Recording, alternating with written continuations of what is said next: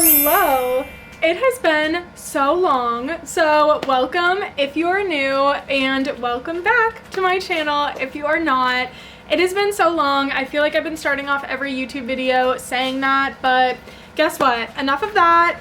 We are going to keep this consistent again, okay? We are going to be back. We are going to be regular. And you know what? We are going to start off with a workout for you guys. Not going to sit here and yap. Let's do no nonsense here and go right into a little core focused workout.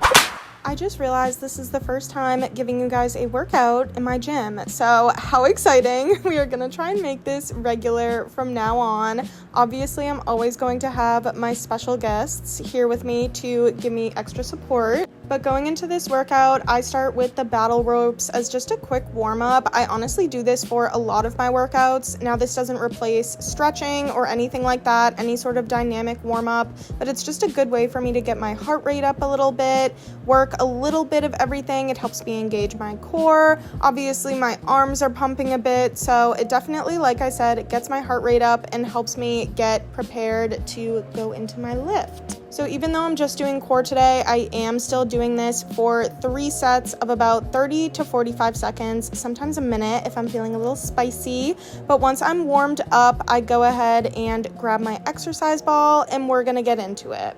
I've started training core about 2 times a week now. I used to do it just once a week or maybe throw it in with a full body day or something like that, but we have started dedicating a full day at least to core and then working it in another day. So with the exercise ball, which I just got, as you can tell, I was very excited to use it. I'm doing some laying hamstring curls here. I was so excited to do these again. It's been such a long time because I haven't had an exercise ball since I've been working out from home.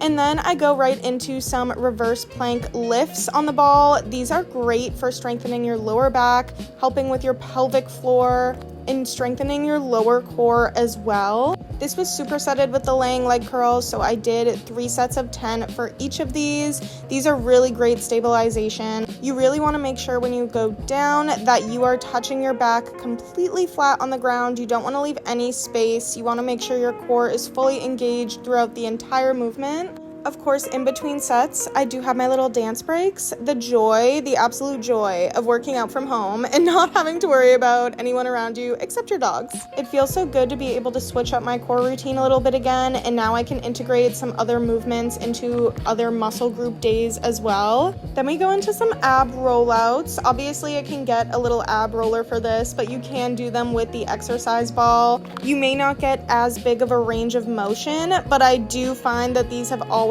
been very effective, and even now that it's been so long since I've done them, I was impressed I was able to do as many as I did, which was a full set of 12. But like I said, having an ab roller will give you a teeny bit more range of motion, but I honestly feel like these are super effective. I did these for 3 sets, supersetted with the leg lift variation of the exercise ball. Obviously, this has your legs a little bit wider. I feel like you're working a little bit more of your lower core there as you pass the ball back and forth. I feel like it also works my legs, my adductors a little bit more. Obviously, the main focus is core, but you still feel other things working here. And again, the main thing you want to make sure you're focusing on is keeping your back flat to the ground, keeping your core engaged the whole time, not letting that lower back lift up, because that is where you're going to start to feel that lower back pain.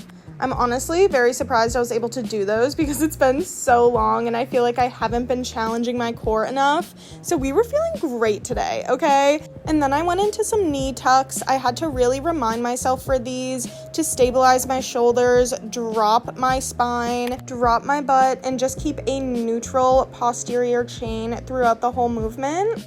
Apologies to Ghost, did not see you lingering there, but he's always everywhere.